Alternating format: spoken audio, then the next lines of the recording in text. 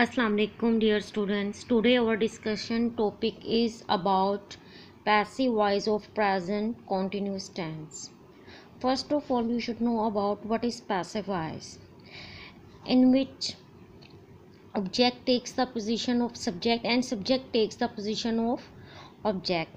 जिसमें passive voice sentences ऐसे sentences होते हैं जिसमें ऑब्जेक्ट जो है वो सब्जेक्ट की पोजीशन ले लेता है और सब्जेक्ट जो है उसकी ऑब्जेक्ट की पोजीशन ले लेता है, और जिसमें ऑब्जेक्ट जो है हमें एक्टिव फॉर्म में नज़र आता है और सब्जेक्ट जो है पैसिव फॉर्म में नज़र आता है। अब ऐसे सेंटेंसेस को सॉल्व करने के लिए first of all you should know about the helping verbs. You already know in present continuous tense we use is, am, are and first form of ing plus object. But in all passive voice sentences we use third form of verb. Here we will start in affirmative sentences जिन्हें simple sentences भी कहते हैं और positive sentences भी कहते हैं। उनमें आपने क्या करना है, एक तो हेल्पिंग वर्ब इज़ बीइंग या आर बीइंग या एम बीइंग यूज़ होगा। इज़ बीइंग जो है हेल्पिंग वर्ब यूज़ होगा विद ही, शी, इट और any singular noun. Then we will use being third form of verb, and am being we will use with I, and are being we use with we, they, you plus plural nouns. You already know about the plural nouns. Plural nouns, more than one noun is called plural noun.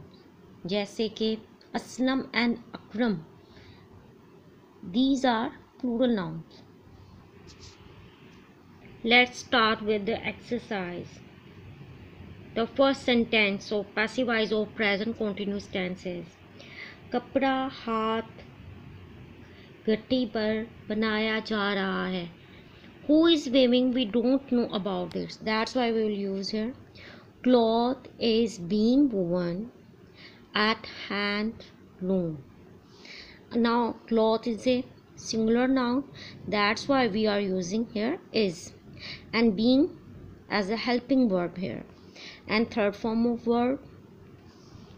The next sentence is गर्म कपड़ों को रफू किया जा रहा है। Warm clothes are being worn. Warm clothes, again it is plural nouns. That's why we are using are here. The next sentence is इस बाज़ार में चीज़ें महंगी बिक रही हैं। Things are being sold at high price in this bazaar. Things ज़्यादा हैं, that's why we have used here are.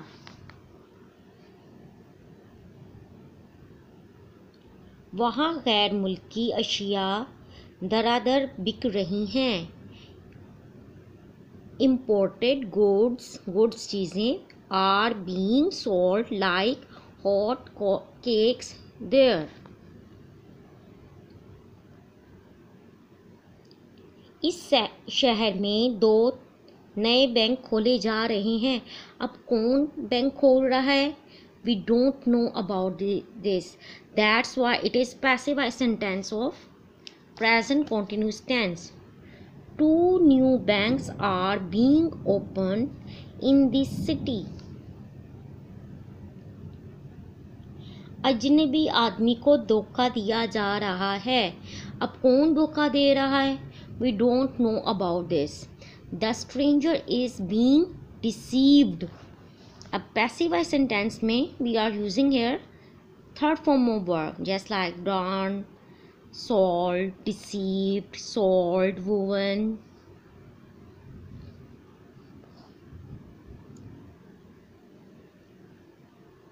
तालिबे इल्मों को एक मुफीद फिल्म दिखाई जा रही है। अब कौन फिल्म दिखा रहा है? We don't know about this. हम इसके बारे में जानते ही नहीं हैं. That's why it is passive voice sentence of present continuous tense.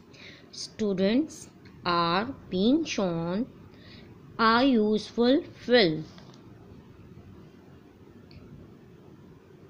खेतों को हमवार किया जा रहा है. Fields are being leveled.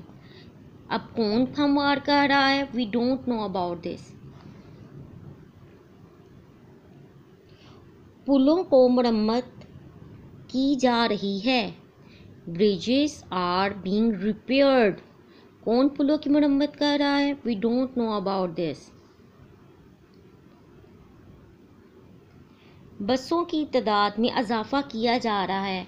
अब कौन बसों की तादाद में इजाफा कर रहा है? ये हमें नहीं पता. That's why it is passive voice sentence. The number of buses is being increased. Pakistan के नए नक्शे तैयार किए जा रहे हैं. New maps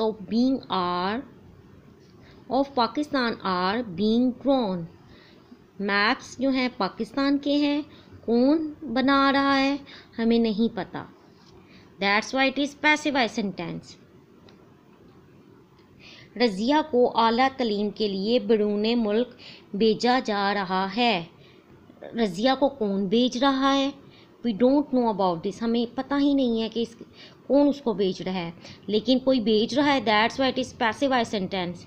Razia is being sent abroad for higher studies. नई जमातों के लिए नई किताबें खरीदी जा रही हैं.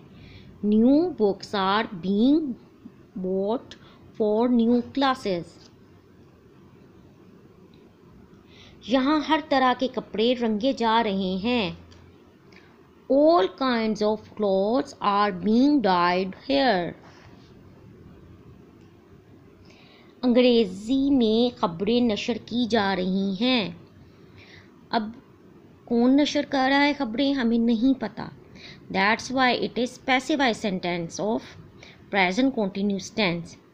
News in English is being broadcast. News जो है ये सिंगुलर के तौर पर इस्तेमाल किया जाता है. That's why we have used here helping verb is.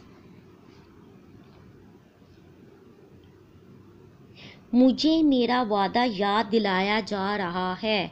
अब कौन मुझे मेरा वादा याद दिला रहा है? हमें नहीं पता इसके बारे में. That's mean it is also the passive voice sentence. I am being reminded of my promise. Have you observed in all passive voice sentences we have used here third form of verb. Dear fellows and students, if you haven't subscribed this channel, please subscribe this channel for more informative videos. I hope so you will share these type of videos with other fellows as well. Please like and subscribe the channel.